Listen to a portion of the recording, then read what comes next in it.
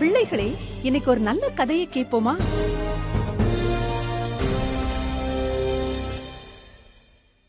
தெருக்கள் புழுதியாய் இருந்தன. வானத்தில் வெயில் கடுமையாக சுட்டெரித்தது. சாலை ஓரத்தில் ஒரு பிச்சைக்காரன் அமர்ந்திருந்தான். அவன் காலடி சத்தம் கேட்கும் போதெல்லாம் தனது கைகளை நீட்டி பிச்சை கேட்பான். உதவி ஐயா, உதவி உதவி, எனக்கு காசு தாருங்கள் ஐயா, உதவி. சிலர் பர்த்திமேயுவை பார்த்து இரக்கப்பட்டார்கள். ஒரு நாள் அந்த தெருவில் எரிகோ பட்டணத்து மக்கள் அனைவரும் இருந்ததைப் போல் காணப்பட்டது. என்ன நடக்கிறது இங்கு? இறைவனின் மகனாகிய இயேசு இந்த வழியே வருகிறார். அவர் அனைவரையும் நேசிக்கிறார். நோயாளிகளை குணமாக்குகிறார். மரித்தவரை கூட உயிருடன் எழுப்புகிறார். பார்வையற்ற பர்த்திமேயுவிற்கு நம்பிக்கை பிறந்தது. அவன் கூப்பிடும் போது இயேசு கேட்பாரா? தன்னால் பார்க்க முடியாத ஒருவரை தனது முழு பலத்தோடும் உரத்த சத்தமாய் கூப்பிட்டான். ஐயா, இயேசுவே, எனக்கு உதவும், என் மேல் இரக்கமாயிரும். இதை கேட்ட சிலர் எரிச்சல் அடைந்து பார்வையற்ற மனிதனை திட்டினார்கள். சத்தம் போடாத, வேற எங்கேயாவது போ, இல்லை என்றால். இயேசுவை கூப்பிடுவதை தடை செய்ய முடியுமா? முடியாது. பர்த்திமேயு எதையும் கவனிக்கவில்லை.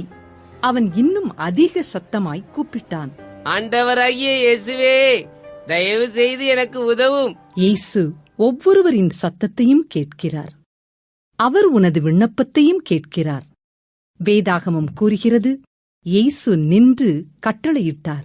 அந்த பார்வை இழந்த மனிதனை என்னிடத்தில் கொண்டு வாருங்கள். பர்த்திமேயு இப்போது இறைவனின் மகன் முன் நிற்கிறான். அவரை காண இயலவில்லை. ஆனாலும் அவன் அமைதி, பாதுகாப்பை அவருடைய பிரசன்னத்தில் உணர்ந்தான்.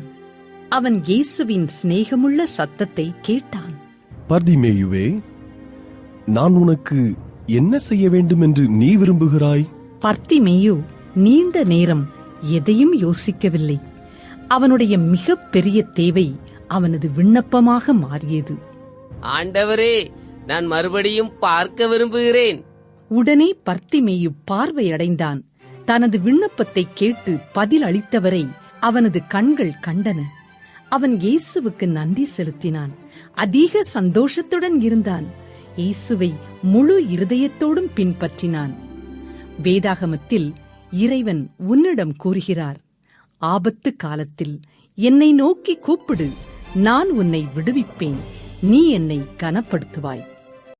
ஆம், நம்முடைய கர்த்தராகிய இயேசு கிறிஸ்துவை நம்முடைய ஆபத்து நேரமாகிய கண்ணீர், கவலைகள், போராட்டங்கள், வியாதிகள், பலவீனங்கள், இந்த வேலையெல்லாம் அவரை நோக்கி நாம் கூப்பிடும்போது பர்த்திமேயு குடனுக்கு இறங்கின கர்த்தர் நமக்கும் இறங்கி அவனுக்கு அற்புதம் செய்தது போல் நமக்கும் அற்புதம் செய்து நம்மை விடுவித்து பாதுகாத்து நம்மை வழி நடத்துவார். எல்லா தீங்குக்கும் நம்மை விலக்கி பாதுகாப்பார். அந்த கர்த்தராகிய இயேசு கிறிஸ்துவின் நாமத்தை நாம் மகிமைப்படுத்துவோம். கர்த்தர் உங்களை ஆசீர்வதிப்பாராக. ஆமேன்.